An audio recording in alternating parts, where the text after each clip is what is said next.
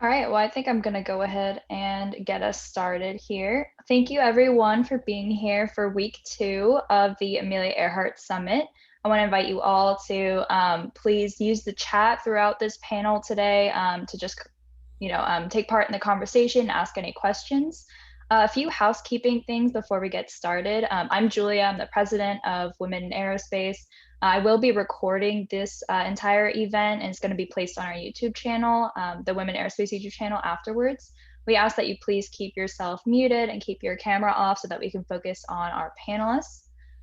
So I'm just going to give a quick introduction of the Amelia Earhart Summit. So in 2018, the Amelia Earhart Summit started, and it was hosted by Women in Aerospace, Graduate Women's Gatherings, and the School of Aeronautics and Astronautics at Purdue. This year, the purpose of the Amelia Earhart Summit is to empower students by hosting events that focus on the diverse career paths and experiences from prominent members of the aerospace community. I want to thank all of our panelists and our moderator for being here today and taking the time to talk to us. And I'm going to go ahead and introduce our moderator, Dan Dumbacher. So Dan Dumbacher is the executive director of the American Institute of Aeronautics and Astronautics, or AIAA. Before joining AIAA in 2018, he was a professor of engineering practice at Purdue, where he taught courses in systems thinking, systems engineering, and space policy. Before Purdue, he worked at NASA headquarters as Deputy Associate Administrator and Program Director for Exploration Systems Development. He has received many awards and honors for his work in aerospace, and I'm happy to hand it off to him to moderate our panel today. Well, thank you, Julia, and welcome everyone. Good evening. It is a great thrill to be here to serve as the moderator for the Trailblazers and Aerospace Panel. This group is truly impressive. We got a great panel here, and I'm really looking forward to what they have to say and how they can inspire us with their stories, challenge us with their ideas, and I predict we'll have a little bit of fun along the way. The panel discussion is actually very, very timely, especially for us in the aerospace industry. I commend the Purdue University School of Aeronautics and Astronautics for putting this together, along with the Purdue Women in Aerospace, and creating this opportunity to have the discussion about the current state of the aerospace community, particularly in terms of diversity, exclusivity, and the presence of barriers faced by the certain groups within the field. We really must look at ourselves in the mirror to answer individually and collectively the question, what can we do to improve in terms of diversity and inclusion? We have been asking that question throughout the industry. AIAA is the world's largest professional technical society, is dedicated to helping shape the future of aerospace. And what do we want that future to look like? We're working on this every day, starting at the beginning with the K through 12 students in STEM lessons, diversity scholars at the forums, building a diverse speaking lineup, and collaborating with the local sections and student branches across the industry. We know we have a long way to go, and the aerospace community simply does not yet reflect society in terms of race and gender. I'm going to start this off with a little bit of data. Being an engineer, I tend to do that. And what I wanted to show was, first of all, on the bright side, what does the industry look like? There are over 2 million jobs across the aerospace industry, almost 1 trillion in sales and revenues each year, salaries that are 46% higher than the national average, a positive trade balance that really helps the economy, and 46 billion that gets contributed to the tax revenues. We have, when you look at the data though, we have 58,000 plus open jobs, quite a big number compared to 2019. We have an aging workforce. We have a gender gap, a pretty significant one, 76% male, 24% female. And then the diversity, as you look at the pie chart in the upper right-hand corner, you can see the small numbers that are there. Now, why is that a problem? It's necessary because of the challenges coming ahead for the aerospace industry and being able to help and address society's needs. We need to be reflective of society at a minimum. We have to work on educational paradigms. We have to work on the diversity and foster inclusion. We have to retain the US educated foreign STEM graduates wherever we can, and invest in STEM education and the cutting edge technologies. So all rather important for us to be working through everything that we do. Let's see, how come I hit stop share and it doesn't? There we go. We know that aerospace helps shape the future of society, and we see it happening as we build and operate the future aircraft, the defense systems, the space systems, all needed for our economic futures and for the protection of our freedoms. And I promise that while we have made some gains through the years, we are just now getting started. We know we've learned something very important from the Human Genome Project in 2003. I like to point out that we've learned that 99.9% of the human genetic code is the same for all humans. We believe we must all work together so that those who are not typically seen participating in our industry have the opportunity to join, and that young people see themselves with a future in aerospace. Our panelists definitely have something to say on how we can help make this happen. Let's see, I thought I stopped, oh, I gotta do that. So today, first of all, I'd like to thank Sarisha Bandla from Virgin Galactic for joining us, Connie Liu from SpaceX, Brian Argro from the University of Colorado Boulder, Sabrina Khan from MIT, and Bill Crossley from Purdue. So let's get the conversation started. And I really would like to have this a conversation. So as the people watching this event, please feel free to use the chat to give us input, and we'll weave your questions, comments into the discussion. But first, what I'd like to do is go around and get each individual's your basic experience. How did you choose your career in aerospace? When pursuing your career, what kind of obstacles did you encounter? What held you back? Or maybe even what made you question your career path? So let's just get the conversation started, and Sabrina, we'll start with you if that's okay. Sure. Yeah, I'm Sabrina. I'm from MIT, and I'm also the internal vice chair for WOA, which is the Women of Aeronautics and Astronautics, and also a subcommittee under AIAA. And I think, I had a pretty normal interest in aerospace engineering when I was young. I wanted to be an astronaut originally, and I loved looking up at the night sky as a kid. But more, I think fundamentally, I thought of space as like really the final frontier, to explore space. The deeper you go into space, the further into time you're looking. You're kind of looking at the origins of the universe and answering fundamental questions about where we come from and if we're alone and how far can we travel if we eventually become an interplanetary spacefaring species. And so, I consider myself broadly interested in space. And so naturally, I started off my, aerospace career as someone who was more interested in astrophysics. And then I realized that I was not good at physics at all. And I kind of went back to the drawing board, and aerospace engineering kind of fell out as one of the obvious choices for a major. And I would love to say that I never looked back on that choice, but I definitely did. First, because I didn't quite understand what aerospace engineering was when I first started. I think we all come in with, having watched a lot of space movies, and they kind of do a lot of orbital dynamics and propulsion.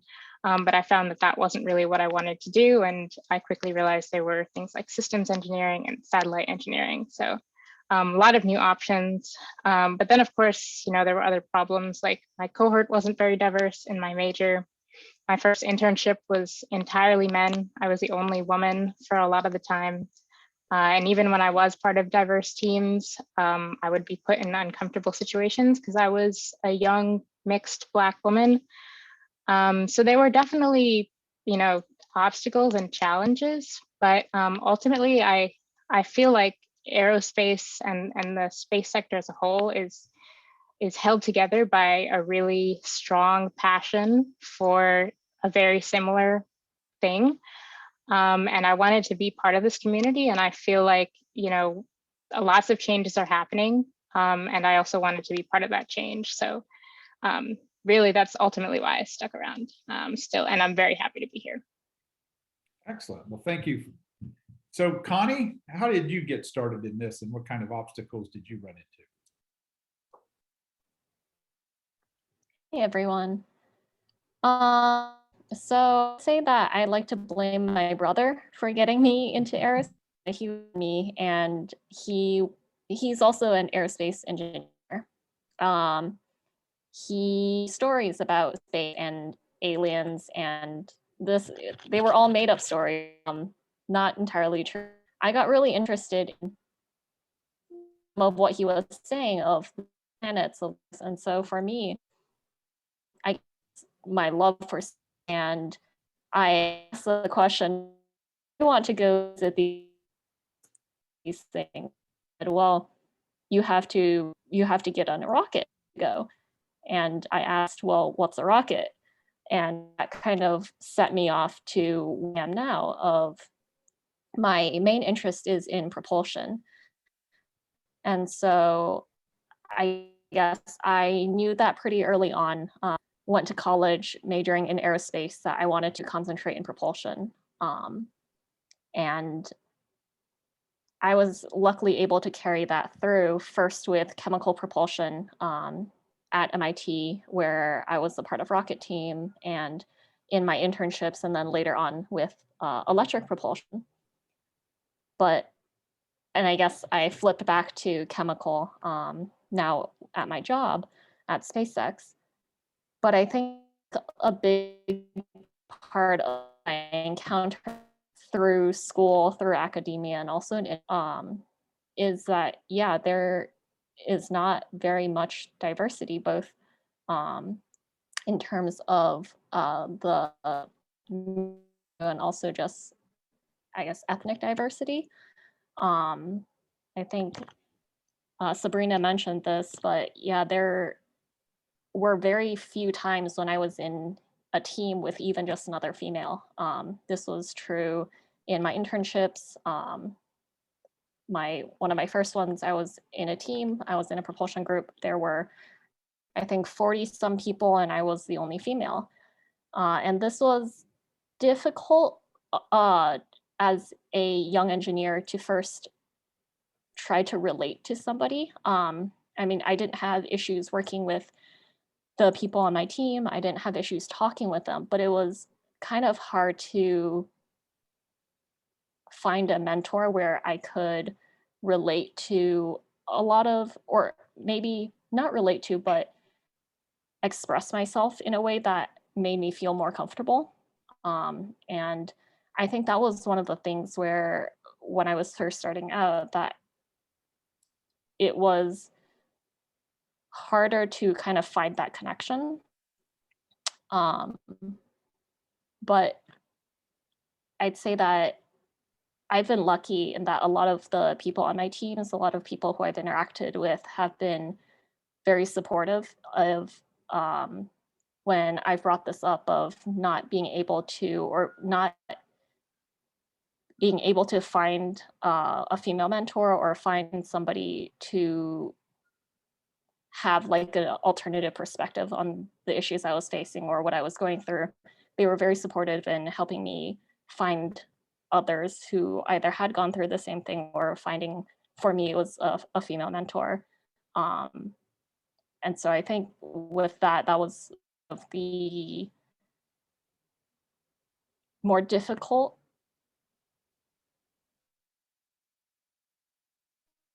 issue, but I've also been lucky that I've been able to talk with others. And for me, I guess a big part of what I try to do is feed that forward and mentor others who are also looking kind of for that interaction, who might not have been able to find it. Good, thank you. So Brian, I'm gonna go your direction. Just you have a little bit longer breadth of experience. I'll stop there.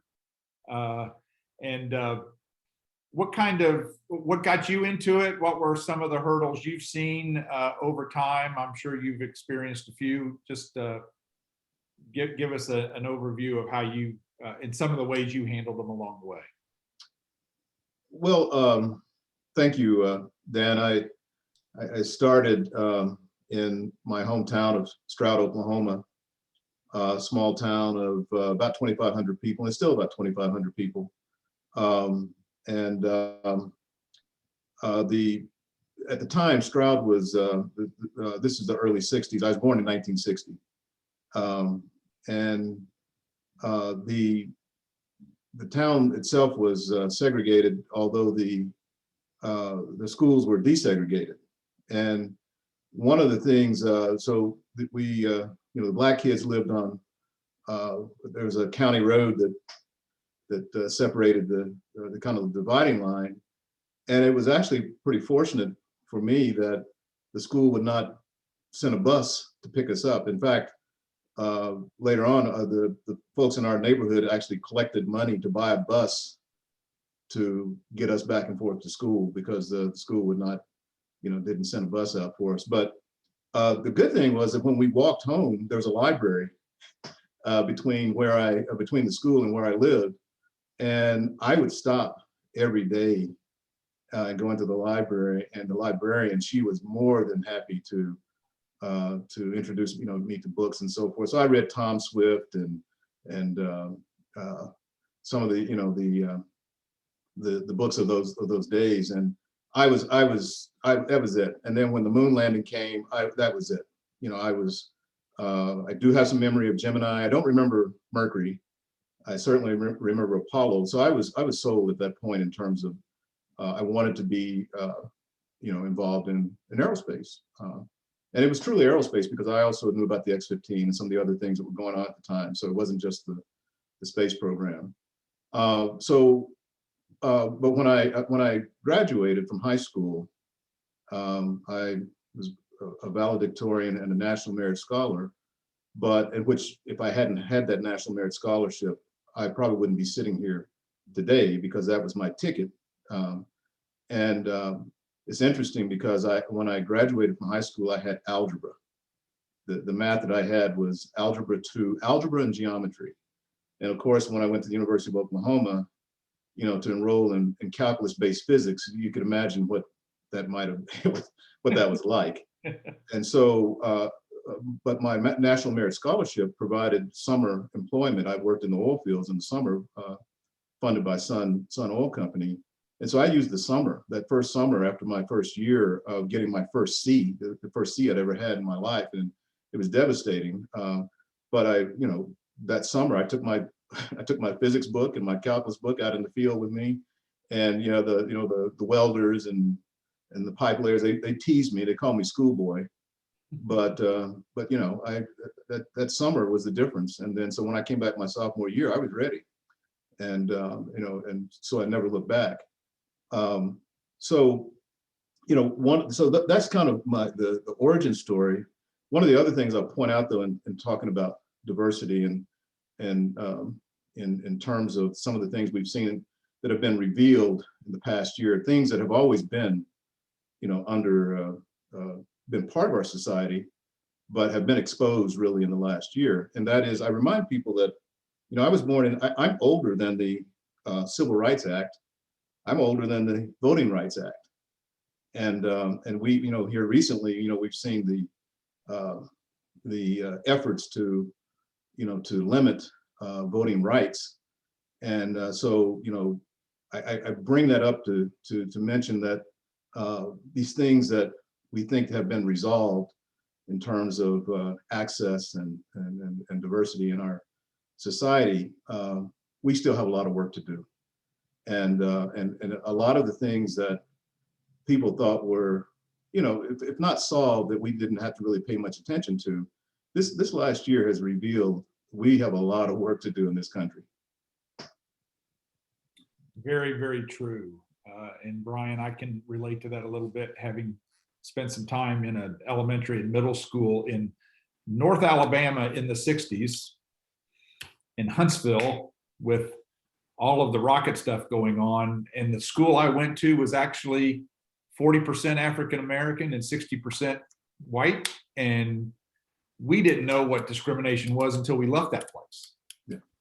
And then it slapped us all in the face. Some harder than others, but can certainly relate to what you're talking about. So Sarisha, a little bit of your story, if you wouldn't mind. Yeah, of course. Thanks, Dan. I'm Sarisha Vanla. I currently work for Virgin Galactic. I do government affairs, but I am a AAE grad of 2011 with my aerospace engineering degree. So I use it here and there, but I'm not doing it. I'm not doing it justice in my current role. So I grew up wanting to be an astronaut and, modeled what I wanted to do in my career after, looking at who were astronauts and, the people I was reading about at the time had a certain mold that I wanted to fit into, and that was going to a test pilot school and going into space. So, that's what I was planning to do. And then I saw Kalpana Chawla, an astronaut. She was the first astronaut, a woman that was from Indian origin that flew into space. And I was like, oh, look, there's someone that looks like me, shares some of my background. How did she become an astronaut? And I looked into her career, and she was an aerospace engineer. So I was like, that I would like to follow in her steps, and decided to go to Purdue and pursue that. Another main event, I also have very bad eyesight. So around high school, my eyesight got past the point where I didn't qualify to be an astronaut, but that was also the time that the Anasari X Prize happened, and I saw Spaceship One as the first private commercial spacecraft go into space. And I said, hey, I want to work for Virgin Galactic, and I say the rest is history, but there was a lot of bumps up and down there. And I'd have to say a lot of my obstacles outside of my eyesight, which I really couldn't do anything about, really came in the form of just small moments of uncertainty here and there where, I'm mistaken as for the EA, for the executive assistant in meetings sometimes. And it's those kinds of small events that sometimes, you question whether you're in the right place or if people are taking you seriously. And I really overcame those obstacles due to, and Connie, you talked about this, the mentorship I had and the network I had at the time. And it was the ability for me to go to somebody that I trusted, that has actually experienced some of the things I had experienced. And sometimes it wasn't even getting advice. It was literally a sounding board sometimes that just helped me overcome those obstacles and continue moving forward. So it's those kinds of things that seem very small, but really, it makes all the difference to have the courage and strength to keep going and continuing in your field. So it's something that I know as an industry we're working on, but there's a lot more we can do in terms of providing those tools for people that aren't, necessarily in or don't have those opportunities. I'm at Virgin Galactic, I would say, due to lucky coincidence. There were just some opportunities that came at the right time. And honestly, it was timing. It was, my mentors that told me I could do it. And that's honestly how I got to where I am. And I know a lot of people can do it, but just don't have the opportunity. So I'm looking forward to the discussion here and talking about how we can, increase opportunities, increase representation in our industry, and, see the success of anyone that wants to see that here. Okay, thank you, Sarisha. So Bill, a little bit of your origin story. Got me hidden cleanup, I guess. Well, so I have early recollections of taking my father to the airport outside of Cincinnati, Greater Cincinnati Airport, just in northern Kentucky, watching him fly off to business trips all around the country and all around the world. He worked for Procter & Gamble and helped people set up liquid Tide plants. And I remember very distinctly, probably around second grade-ish, but I remember the visit and going, I wonder how that thing works, meaning the airplane that my dad got on. So I kind of got the bug early and wanted to know how that thing worked. So I worked my way through high school, went to a small school in Ann Arbor, Michigan to get my undergraduate degree. Moved to Phoenix, Arizona, worked for McDonnell Douglas Helicopter. They paid for my graduate school. Most people recognize McDonnell Douglas. Some people it's been long enough since they haven't been an entity, don't remember them, but they ended up merging with Boeing in 1997, but in 1995, things were really bad at the company. I was just about to defend my PhD thesis, and the job that I had been reorganized out of existence. So I scrambled into the job market. I was fortunate enough to help teach some classes while I was in grad school and ended up at Purdue. That's kind of a quick version of the story. So I'm going to be, upfront to admit, I'm part of the majority group in aerospace engineering. So my setbacks weren't the same as others on the panel. I did have them. Aerospace engineering is hard. That's why there's always a joke when somebody says, well, it isn't rocket science. Well, gee, what we do is rocket science, right? So it is hard. There's always a struggle. Suresh said there's small moments of uncertainty, and I have those too. Heck, if you'd asked me 3 years ago if I would be head of Aeronautics and Astronautics at Purdue, I would have said no way. And if you'd asked me back in 1993, 2 years before I got my PhD, if I'd ever be a professor, I would have said no way. So, there's, I guess the point of the uncertainty, rather than obstacles, there's lots of uncertainty, and how you deal with that is important. And so, Suresh, I want to point out two things. So I actually looked this up. You were the only woman in your aircraft design team in spring 2011 when you took the class from me.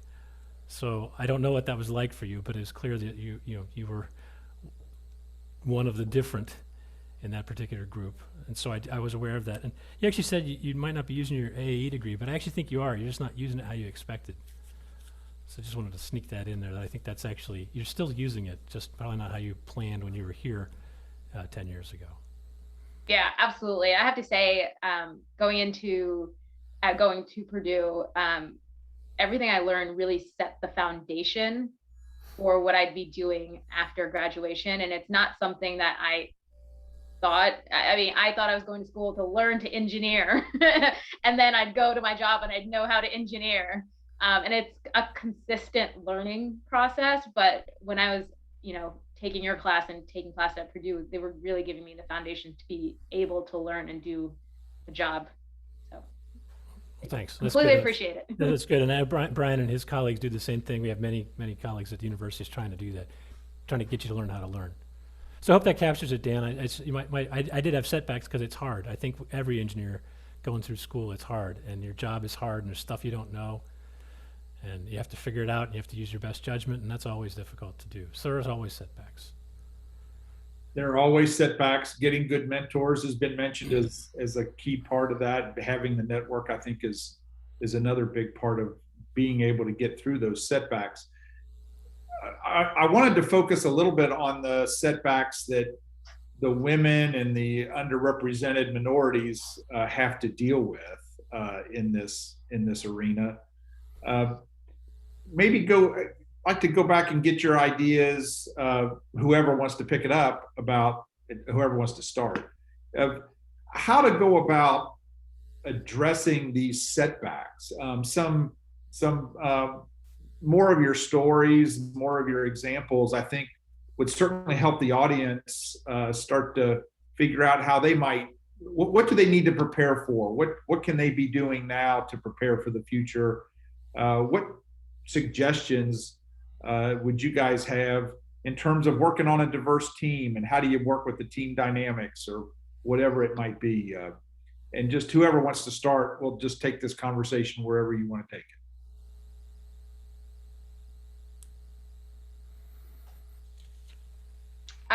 I can kick it off.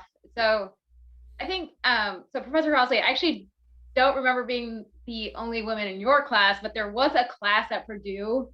And it's probably because so during my time in AAE, I actually created just an absolute phenomenal group of women that were all going through aerospace engineering. We, connected, helped each other with our homework, with all of our assignments, with our projects. And that really, really helped. They might not have been in my class, but having that network, not only for school, but for anything that I wanted to talk about, I had that resource. was incredible. And I think that really helped during my time at Purdue. And, you know, to this day, I talk to every single one of them. We try to meet pre-pandemic in person once a year. And it's really turned into just a great support network and just a great friendship. So definitely something I would recommend, even if they're not in your class, seeking out those people and just building a relationship. And it really helped me out. And there was a class not in AAE. I took a technical elective in another school where I was the only woman. And I think it was clear to me because I sat down on the first day of class and nobody sat next to me. And it was so odd that the professor actually pointed it out, and that embarrassed me even more. So it's, yeah. So, and that, you know, that was an interesting day, but I was able to go back to the network of women I had and friends I had in the engineering school and talk about why I felt embarrassed. And it's those kind of conversations that did really help when I stood out, when I didn't want to stand out. So I totally recommend it. And there's some really good groups that, you know, the group that's organizing this conference. Sabrina, you could probably talk about WOA as another resource, but there's a lot of good groups that you can join to get that network of like-minded people that can share some of these experiences. Yeah, I fully second that. Like that, I think that's the whole basis of WOA, is that just that, you know, there needed to be a community where people could go, and this just kind of naturally is what it became, a large group where people could go to. I would say the other thing that I probably have to add is I do a lot of outreach, and I noticed that the one big thing that's probably, you know, pretty obvious is that I think a lot of people when they're young, they really want to be an astronaut or a scientist or an engineer. You know, like doing research at the bleeding edge, everyone is super excited about that, regardless of whether or not they're a minority or a woman. And then at some point, you know, like in high school or like at the start of college, that interest kind of drops off. And that probably has a lot to do with my take on it, at least, is that they've either been systematically convinced that they're not capable of achieving in one of those endeavors. They haven't been properly exposed to what those fields are like to make an informed decision, which is, you know, something that I experienced.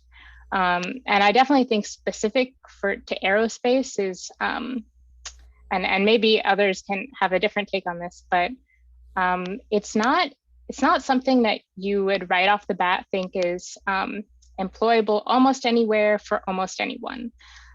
So I would draw that in contrast to something like CS, which you can do just about in any state. You know, you can find a job there anywhere, pays well, you can gain the skills you need in it before you even go to college, if you even need to go to college to do something like CS. And it doesn't require something like a security clearance. So if you think about a low-income minority or an immigrant or even a second-generation student, something like CS is probably more in their, I guess, wheelhouse than something like aerospace engineering, just right from the get-go.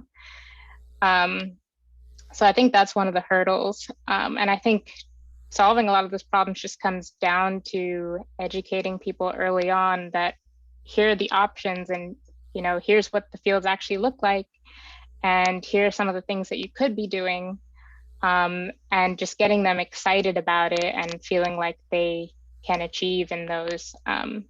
So I think the education plays a big role in it.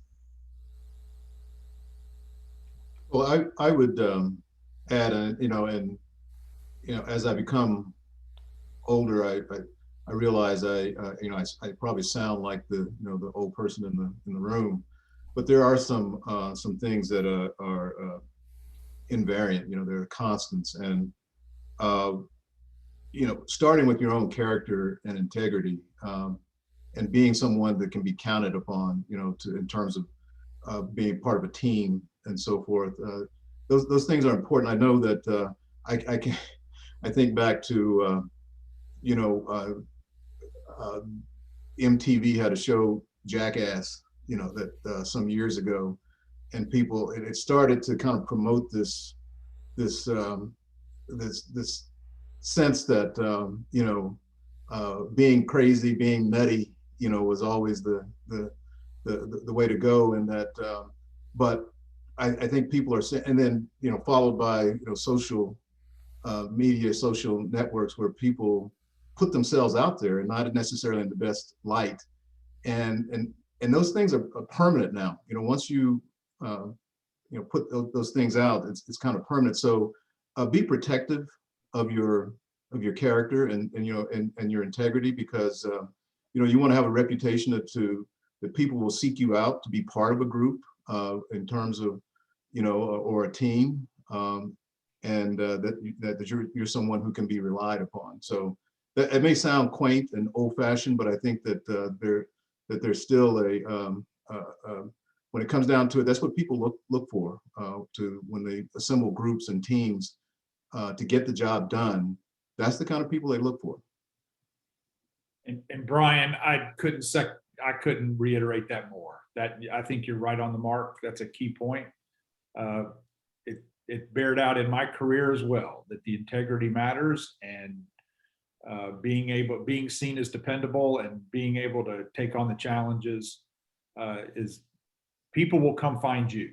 Yeah, and I think you're exactly right. And Sabrina mentioned clearances, and you should keep that in mind. That when you're investigated, for seeking clearances and stuff, all that past history is, can come back to bite you. And they will find it. So Yeah, don't try to hide it. That's right. Just a little message for everybody. The first thing they'll do is Google you, and then follow up on all those leads. That's exactly right. Connie, anything you want to add to this? Yeah, so I wanted to jump back to something that Sabrina said about outreach and education and encouragement. So outreach and mentorship are two aspects that are really important to me. And I've tried to do quite a bit with students from like elementary school up through high school. And it's interesting to see the trend where I think some of the youngest students, where it's more fun, I guess. It's not very specific science or engineering tasks, but it's to start getting them to think about how to approach different problems. And in those groups, there's not really a difference from what I could see in like the little boys, the little girls. They were all throwing ideas out. They were all interested in the different things. They might not be super into it, but they were all engaged. And what was interesting to me is as I worked with students who were older in middle school and high school, that disparity became larger and larger. The gender disparity was mostly what I saw, in that students who I might have worked with in previous years who were good, female students who were good, who were interested, suddenly decided that they were interested in joining this science club, or that they were interested in continuing with this engineering program. And so I was curious as to why this was the case. And for a lot of them, it was not that they weren't interested, but that they didn't really see, or they didn't really receive a lot of encouragement to continue on that path and to pursue that path when their interests, either familial or outside societal, whatever it was directing them to something different. And for me, that was very troubling. It was sad. It was very sad to hear that, we're losing a lot of very talented, very high potential students because they might not be seeing themselves, or they might not be seeing a future for them in something that they're interested in because of either what society says that they should or should not be able to do. And I think for me, that's why these types of outreach activities are so important, in order to show them that, that doesn't need to be a certain way, that you don't have to fit in a mold, that you can, if this is something that you're interested in and you enjoy it, there's nothing that says you have to be a certain way in order to continue pursuing it. And so I think for me, I try to show them that, like, hey, I am a female, I'm an Asian, and I was able to follow my path, and hopefully give them some encouragement that you can continue on if this is what you're interested in. So Connie, maybe would you mind exploring that a little bit more, and let me explain why. This has been one of the interesting things we've learned, or we think we've learned at AIAA by working with different STEM communities, is in the middle school and high school, and did you see this, an actual negative peer pressure that discouraged people from STEM careers because being smart or something is not seen as cool. And there was the other component you've talked about, which is not being able to see themselves in those roles. I just wondered, from your experience and everybody here, is that a legitimate lesson we're picking up? Because we seem to get some of that input along the way about the negative peer pressure and then the not being able to see themselves in certain roles. Yeah, I can address the second one first. I guess from a personal experience, I can say that was true for me, and that's true for some of the students who I had talked to. I guess I was lucky in that, like I mentioned, my brother was an aerospace engineer, or is an aerospace engineer, and I was able to use him as like a role model, and as a minority, for him, he was able to like continue and succeed. And I guess I wasn't able to find like a female mentor or a female role model through that using my brother, but I had a path forward of, I can do this. This can be a successful career. And going forward, I was able to pick up and find other people females who were in STEM, who were hugely successful, and kind of use them as role models and try to follow in their footsteps. For the negative peer pressure, I think it's really interesting that you mentioned that, since I'm remembering one of the groups of students who I talked to, I think this was 7th grade going into 8th grade for them. And there was this group of 4 girls. They were fantastic. This was like I guess it was like an after school outreach club that we did once every 2 weeks. And it was just like random projects that we would work on with them. And they would come up with ideas and we would help them prototype and build. And like this group of this all-female team was great, and they were interested. They threw out great ideas, and they were able to work not with each other but with the other people in this club. And during like the next year, I saw that 2 of them had left, and I asked why that was the case. And one of the remaining girls said that they were being laughed at because they spent so much time doing this activity. And that wasn't, obviously nobody enjoys being made fun of for doing something that they liked, but for them, it wasn't, they didn't feel like this activity was something that they wanted to continue if it meant them losing friends, or if it meant them being made fun of, that they couldn't go to whatever other activity because they chose to go to this one instead. And unfortunately, over the course of that year, the other 2 female students also decided to drop out. And by the end, it was this it was just this negative trend of they lost or they didn't have their friends in this activity. And I guess there was also some sort of negative peer pressure happening. And at the end, you know, just like the club suffered from the loss of their input and also just the loss of having that diversity there. Right.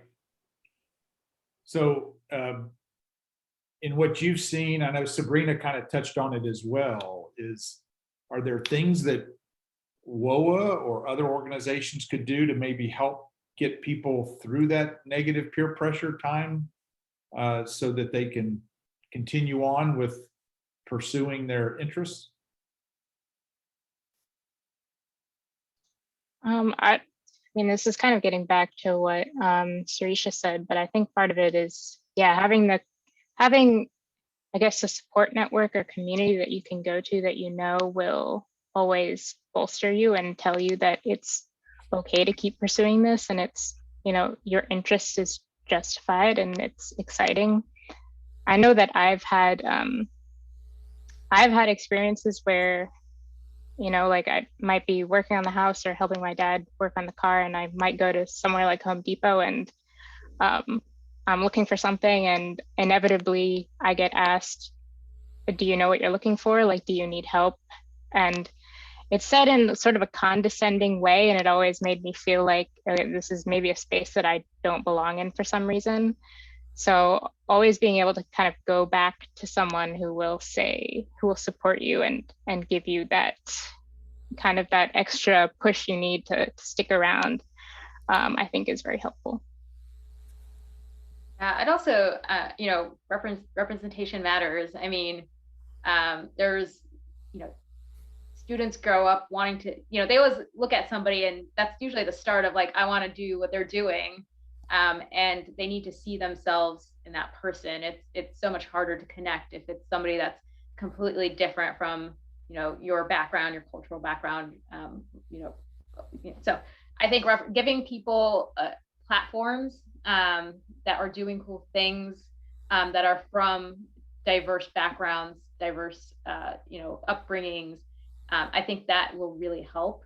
There's I don't know if anyone knows Emily Calandrelli, who's now doing a TV show for young kids, and she was pregnant when she was doing that TV show, and it's just a whole new way of reaching out to kids where they see a mom, an incredible engineer, doing these things and seeing themselves that this is a career that I could pursue. And I think there's very little of that, and we need to increase that kind of representation.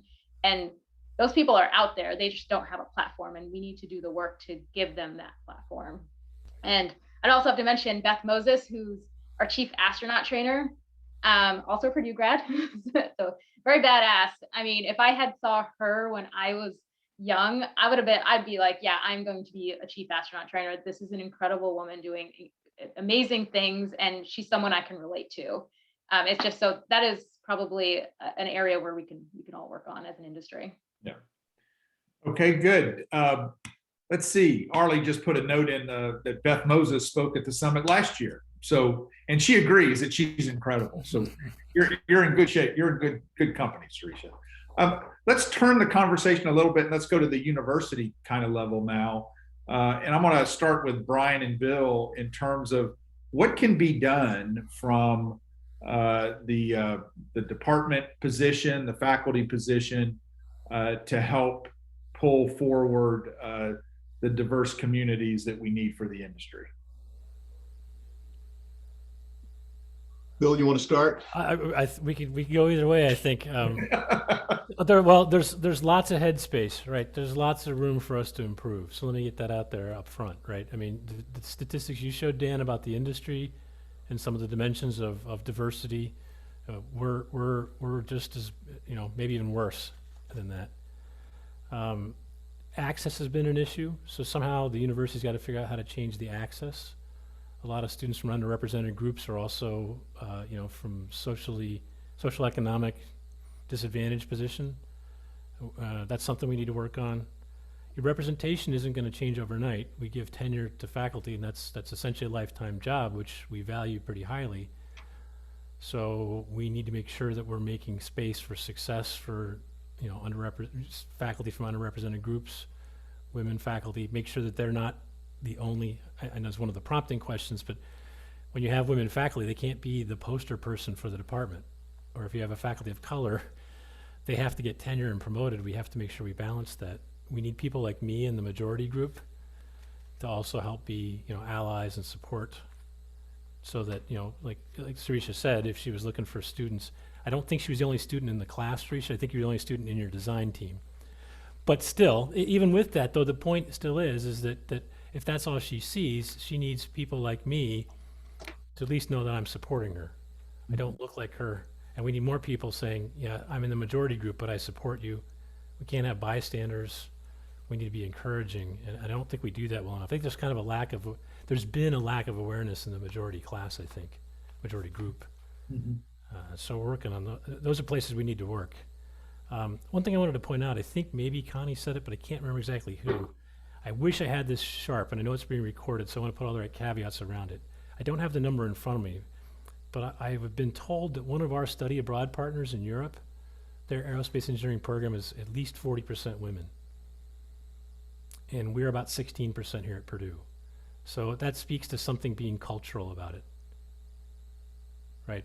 I think is what that's saying. So somehow we have to work on that nut too. I don't know how to fix that. This is not easy to do.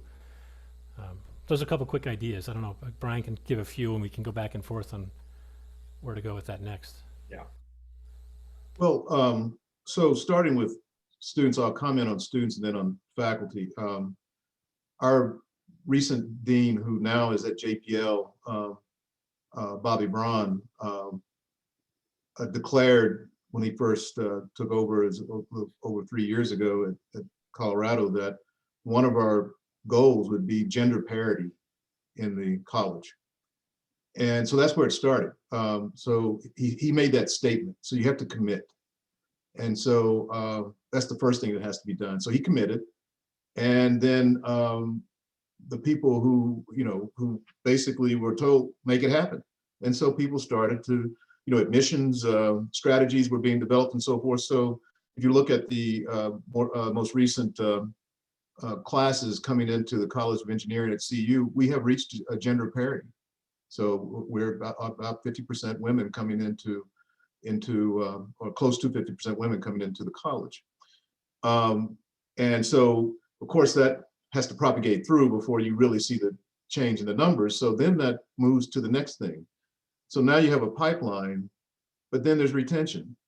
And so when I was associate dean, one of the things we looked at was why do particularly women and underrepresented minorities, why do they leave? Because the pipeline was opened and we're getting the students coming in, but then they're not persisting into the second year. And part of that has to do, if you look at it, and it's not that they're all leaving and going to business, the business school or whatever. Part of it is the actual environment in the classroom. So this is where it comes to the faculty, that you get the students in, and then they go into a classroom where a faculty member may be completely terrible in terms of the environment that they manage, that causes students to leave. They don't feel welcome, and so that's where we are now. So I will say at University of Colorado, for instance, the gender parity is that part is being resolved on the front end. Then the question becomes retention, and so that's where it's the faculty, and that's where the policies of the college and the annual review process in terms of what are the things that you value in that college, and how are you going to every year, how are you going to make it matter to a faculty member to pay attention to how they treat students in the classroom? Well, you do that through the reward structure. The reward structure is where you establish what is important. And if retention of women and underrepresented minorities is important, then every year when you have your evaluations for raises and for promotions, there needs to be something in there that makes sure that everybody has skin in the game in terms of those things that you are promoting, those behaviors that you're trying to promote.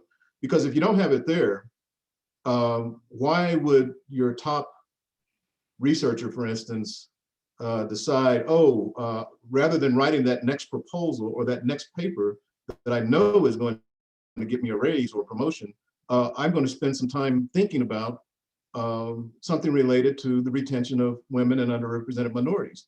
If there's not an incentive to do that, it won't get done. There's no reason to do it. So I want, one of the things I've been saying is it needs to be as important to a majority faculty member as it is to me as a Black faculty member. And when that happens, when it's as important, across the board, we'll make some progress. Until we change the reward structure, nothing's going to happen. One other thing I'll say about faculty and hiring is there has to be an environment, and this goes back to the same thing I said about students. There has to be an environment where you feel like you're part of, you feel welcome. The same thing has to happen with faculty. So you can't go out with ones and twos, hiring, let's hire, we bring in a Black faculty member, for instance, which probably will have a number of one. Adding one will probably make percentages go out the roof in terms of, because you're talking about such small numbers. But hiring one and having that person come into a community in which they are the one is not a strategy that has been proven that doesn't work very well. You have to commit to cohorts or clusters. I know that some people don't like to use those words, but you have to commit to building a community so that the person, when they come in, they don't feel like they're just the isolated one or whatever. They have to come into a community where they feel part of something that as opposed to basically a token, or a box that gets checked. So those are the things that to pay attention to, and it can be done. Like I said, it has been done at University of Colorado in the College of Engineering, but there is still that issue of now the wavefront of progress is with the faculty and the classroom and the hiring practices of the college. Those are the things that now have to be worked upon. Excellent. And I hate to admit this, but there was a time in my career where working at the Marshall Space Flight Center, we had hired 3 great engineers from the University of Texas, El Paso, and brought them into Huntsville. And within 6 months, they were all gone. Yeah. And it was because they did not feel welcome.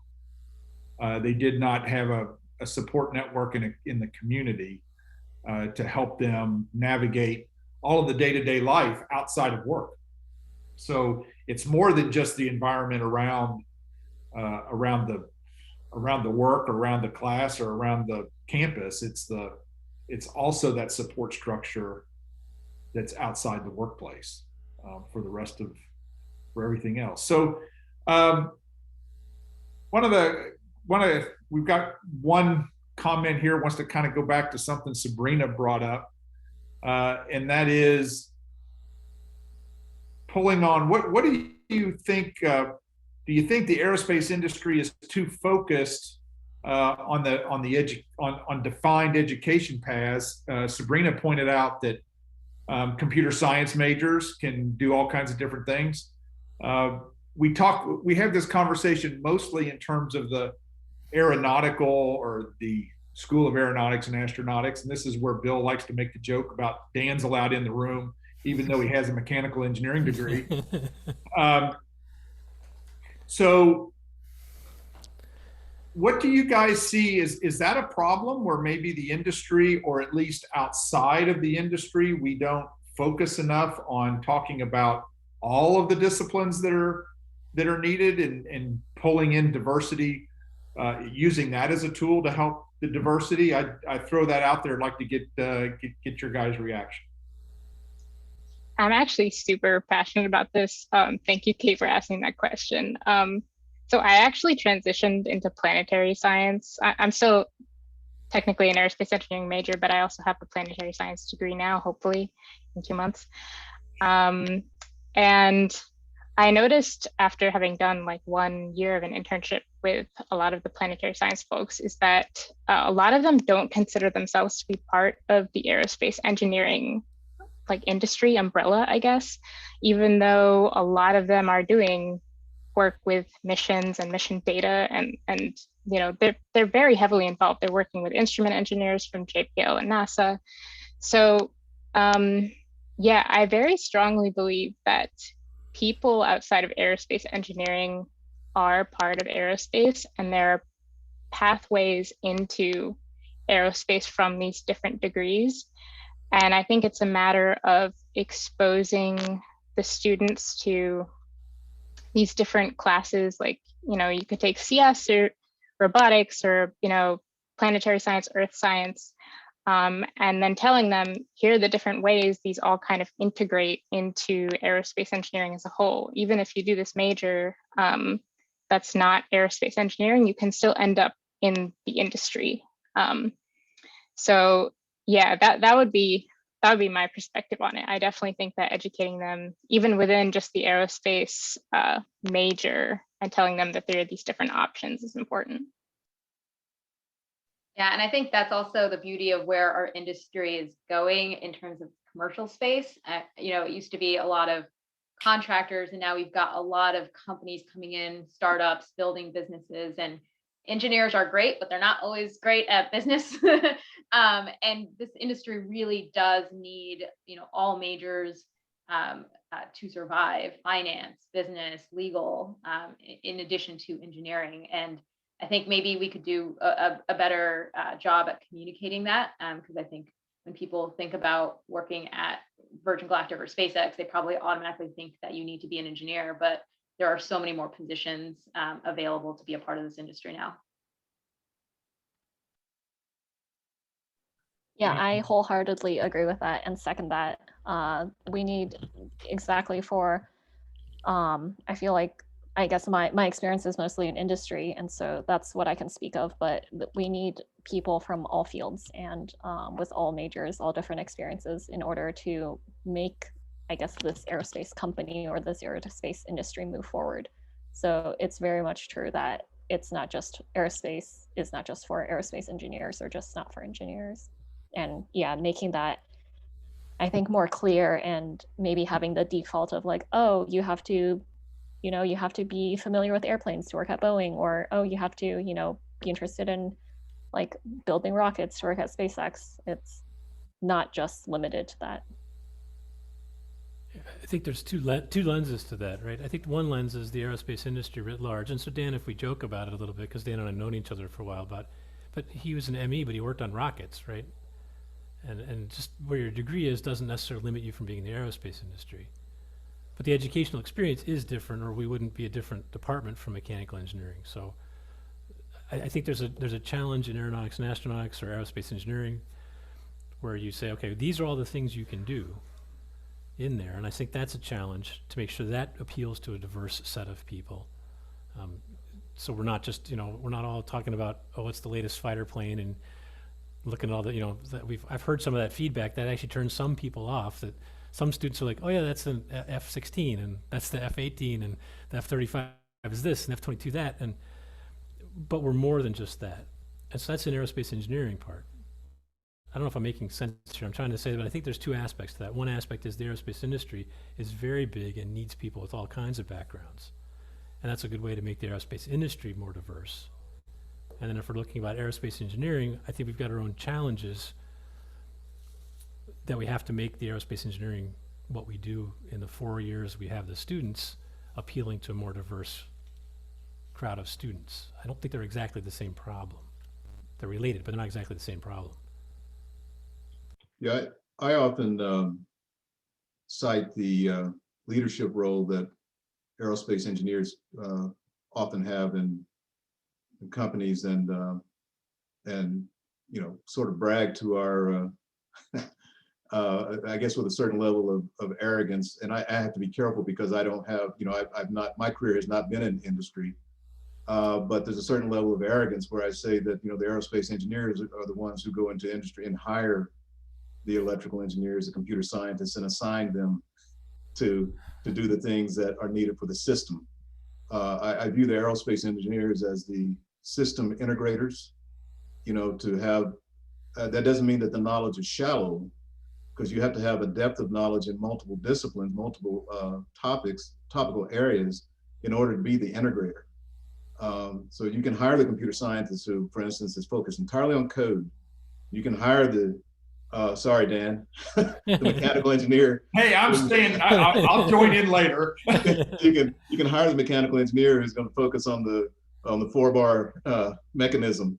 But when it comes to you know, laying out the requirements, laying out the scope of the entire vehicle, that, for instance, that has to you know, has certain requirements, that's where the aerospace engineers come into their own and lead those efforts. Yeah, I got to say this to kind of pull on Bill's joking around with Dan a little bit. There was a time in my life where I had several Purdue Aero grads working for me as the ME. Unfortunately, they like to remind me that my boss was a Purdue Aero grad. So yeah, I don't make too much fun of that, and I see some of the comments popping up here, right? So that they're maybe close to that, right? One of the comments, and I was going to try to pull up the actual numbers here really quick. If Aeronautics and Astronautics at Purdue, out of the it's 14 engineering programs, but 14 different degree programs at Purdue, we have the smallest percentage of women. I'm going to look that up. I'm not 100% sure that's true, but it may well be. So that recognition says, well, is there something about our educational experience that's not as appealing to the diverse set of people we'd like in the industry? And Dan, you did say in your charts, 76% male, 24% female, and I know, at least for Aero and Astro, we're 84% male, 16% women in the student population. I think when you count the faculty, we're about 18% female. But again, the same sort of small numbers. So the question is, why do you think that is? And I'm not completely sure why that is. And I know it's been a challenge. I know even when I was there, we were talking about how do we, because the biomed had a different split than Aero did. So we were working through it. I think a lot of it goes back. I have been impressed with what I've seen, the handiwork at Colorado Boulder with what they have done with those intentional goals and how that has manifested itself. And I think that's a big takeaway that can be used here. I think it's important. There is one comment in the chat about cultural diversity. I want to go back to that for a second. We've got about 20 minutes left.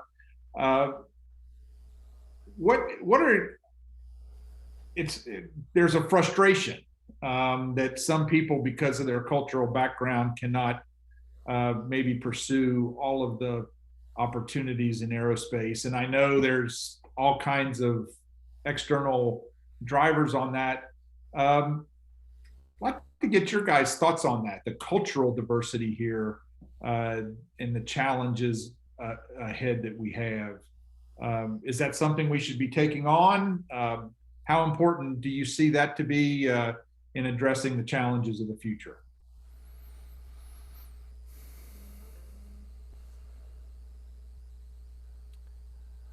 Well, that is tough, right? We have a number of international students who come, and Brian probably does too, but come to West Lafayette or come to Boulder or other major places because they want to enter the aerospace industry. And we've got one of the largest aerospace industries in the country. And because of the close tie between aerospace and defense, some companies won't look at international students. So that is something I think that's it's an understandable situation, but I think it's to the detriment of the industry writ large. It's way above my pay grade, but that's, I think that is a challenge, Dan, that idea that there's this separate idea that's specific to aerospace and defense.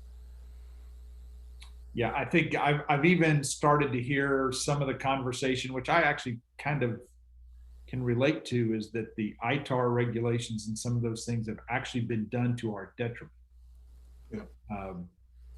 We've built fences around things that have actually held us back compared to the larger community. So I think I suspect we're going to see more of that conversation over the next few years in how we might be able to deal with this issue. Yeah, because there are some serious concerns, right? I mean, there are serious national defense concerns, so I understand the issue, but I'm not sure we've addressed it the way we best could. Exactly. Brian, were you going to chime in on that one? Yeah, I was just, the question about cultural diversity and about why are there, the numbers for women are so low. There was a study done by the National Academies back in, and I just put the link in the chat, about changing the conversation. And it basically talks about how badly engineers promote their profession. You watch TV, and all the heroes and shows are about doctors and even lawyers. And sorry about that, saying that, even lawyers. But the engineer, the aerospace engineer, is Michael Douglas in Falling Down, where he's nuts, and and seldom, in MacGyver, one character, seldom is the engineer the hero. You have to go back to Star Trek, with Scotty. And so what we don't, one of the things that's pointed out there is that we often don't talk about how engineers can contribute to the good of society. And oftentimes women, that is a factor in their career decision, is how can I contribute to society, where often the male perspective in the past has been go fast, shoot guns, or airplanes that do this and that, where there's less and so that's kind of the way that aerospace engineering over the years had been marketed, based on the performance of the vehicles that the aerospace engineers produce or the technologies they produce, and less about, okay, how does this make society, how do I contribute to society? And so this is one of the things that we can work on, is changing the message. How do we market, or how do we present a career in aerospace engineering? And because you look at some of these other professions, and especially the medical profession, and there's no question, people see a doctor on TV and they think, oh, that's a doctor, they're going to do good things, make people, heal people. You bring an engineer and it's kind of like, it can be scary. They're the people who are making the making the things that that get out of control and frankly kill people. So yeah, so I think part of to answer that question is we can address some of this by the messaging and being more careful and understanding what the messaging has been. Very true. Yeah, I was just going to say, as kind of an aside to this, but I think this is particularly exacerbated for like URMs and women who don't necessarily want their accomplishments tied to their identity as a woman or URM, like their gender or their race or culture, ethnicity. And I think there's an aspect of tokenism there. If you've accomplished something, you don't necessarily want people to recognize you because you were the first woman to do something. You want them to recognize you because you did this amazing thing. And this kind of, I think, ties back to our conversation about like universities and recruiting and hiring as well, which is, if you frame diversity as like a percentage goal rather than a mandate or a policy, then you are kind of setting those individuals up for feelings of tokenism and their accomplishments of getting in or getting the job being tied to their identity as a URM or a woman, rather than just because they were good enough, their merit. And then you're also setting up the majority group for feelings of resentment because they suddenly feel like some of them were denied positions because they had to reach a quota. So all true. Thank you for that, Sabrina. Let's take this and let's look forward and maybe dream a little. what do you guys see if you look 10 years down the road, 10, 15, 20 years down the road? Where do you think we're going to be, and what do we need to do to get there, and how hopeful should we be? I particularly am interested in the younger folks kicking this one off because one, it's your dream, and some of us, I know Brian and Bill, I know I feel this way. Our job is to help you guys achieve those dreams. So what do you guys want it to look like 10, 15, 20 years down the road? And how do you think we get there? I can kick it off. Well, I hope that we're going to see a number of people flying into space at a cadence that we're not seeing right now, and they'll be representative of our population, and they're able to come back and talk about that and inspire the next generation. And I totally agree with Sabrina said, and I'm hoping that as we move forward as an industry, we see first being done by a very diverse set of engineers, people. It's not going to be the first woman, the first Indian to do something. Those titles hopefully will be blurred because we have such a diversity of all genders, all cultures, all ethnicities, all backgrounds in this industry. It's going to take a lot of work. It's not going to be next 5 years, next 10 years. I think if we don't continue putting in work, we'll never see that happen. We'll always be in a plateau situation. So I don't know if this was the point of the question, but I do hope that we, my hope for the industry, just because I'm a human spaceflight nut, is to see, right now there's 11%, I think, hopefully I'm remembering that number correctly, of all people that flew into space or are women. And I hope that number is drastically changed. And that's probably because I'm a Star Trek nerd, and I joined this industry because I do want to see a spacefaring species, but it needs to be one that's representative of our home planet. Sabrina and Connie? Sure, yeah. Probably Sarisha can correct me on this, but I have a secondary interest in space law and policy. And I recently took a class on space exploration where we kind of touched on a few different topics related to that. So even though I have no experience in it, I know there's a concept in law, which is a priori and a posteriori. And a priori is when you devise law based on knowledge obtained through reasoning, versus a posteriori, which is law based on experience. And my understanding is a lot of space law is a posteriori. We go to space and land on the moon, for example, and then what about sovereignty? And then we can go back and make a law, but we've already had the experience of doing it. And I really believe that a lot of space exploration moving forward is kind of at the cusp of some really big changes, which is, Sarisha was touching on this just now, but we have commercialization of space, interplanetary manned missions, the US not being the only country to land on another solar system body. And I think our approach to those changes fundamentally should not be entirely a posteriori. There should be some principles that ought to be embedded in our approach to this new space age. And one of them should be diversity, equity, and inclusion.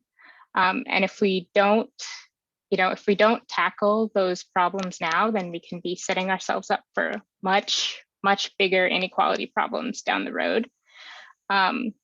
So yeah, in terms of the industry, I would love to see it be more inclusive and diverse, but at a much higher level, I think we should be putting in the foundation for an equitable and inclusive future for space exploration as well.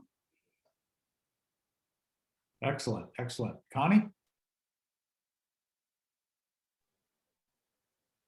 Yeah, well, I guess my biggest hope for the next 5, 10, 15 years in terms of pushing the industry forward is, for me, space exploration. I guess human space exploration is a big driver for me. I work at SpaceX, so I feel a big part of it is believing in the commercialization of the public being able to have this experience of, you know, seeing the curvature of the Earth, is going into space, experiencing that, and being able to talk about those experiences. And I guess like how, you know, the moon landings, how shuttle inspired, I guess, the generations who grew up watching it, seeing this kind of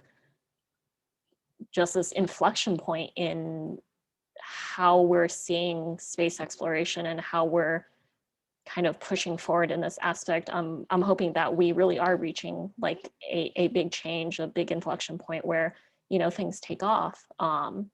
And I guess for me, it's not just about the cadence, but really making it accessible. It's not just for, you know, trained astronauts there are, and not just for the people who can afford it, but really making it accessible. And so I think that's the, like, I would say midterm vision of where I want to see, or what it would be really cool to see this industry go. And yeah, Sabrina mentioned this, Sarisha mentioned this, of having that population be representative of making that opportunity available for people, for anybody who wants to pursue it. And it's not going to be, I don't think it's going to be like a trickle, well, I don't know, it might be a trickle down effect of, you know, having people of diverse backgrounds who just break from that mold of where we might have historically seen astronauts, or, you know, the prominent figures who undergo space exploration, having that inspire those who can see that, you know, it's not just one type of person who can go, trickling that down, and maybe, you know, having that kind of reverse, and having that kind of propagate of whether or not, or of having that diversity propagate back up. So Brian and Bill, how do we help them make it happen? Well, I think there are two things that are key that have to be addressed in the next 10 to 20 years in order, frankly, for for the future of our species on this planet, or any other planet, and that's sustainability and equity. You know, so what happens to the Tesla? What do you do with the batteries, you know, once the car, I don't know. So what is the full life cycle of all these electric vehicles that we're talking about, for instance? What happens to the batteries once, you know, the life of that vehicle is done? You know, what happens, you know, if we don't achieve sustainability, then everything else we're talking about doesn't matter. The other thing is, when I say equity, and you can substitute justice, accessibility, or whatever, if we do not produce opportunities for different, if all the advances serve the wealthy, for instance, or the well-connected, then politically what we're talking about is not sustainable. You know, we're already seeing these cracks, you know, in our political system, and you cannot separate politics. You cannot separate this discussion from politics, period. You know, in this country in particular, you know, race, politics, and economic justice are all in one thing. And so I would just say that while I'm excited about the opportunities, and excited to see every time I see a SpaceX, or, you know, when I see those two boosters landing at the same time, I'm thinking, man, that is cool. Then, you know, but then I think about the challenges of sustainability and access and equity. Yeah, and I think the sustainability may be a hook that helps the aerospace industry, right? So I like to tell people that aerospace makes the world smaller, right? So I can stream the La Liga soccer games on the weekend, sitting here in West Lafayette. I can watch a game in Madrid because of satellites.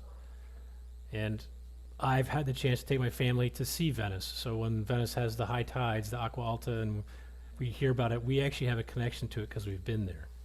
I think that makes us better citizens. So we need to keep doing that without adding to the pollution and adding to the CO2. We also need to do it like Brian just talked about. How do we do that? Because I'm fortunate that I have a pretty good job that I can afford to take my family there. Can we get it to the point where it's accessible to everyone so that we become, better citizens of the world and have that access? But I think that appeal, and aerospace engineers are uniquely positioned to make that happen from our products.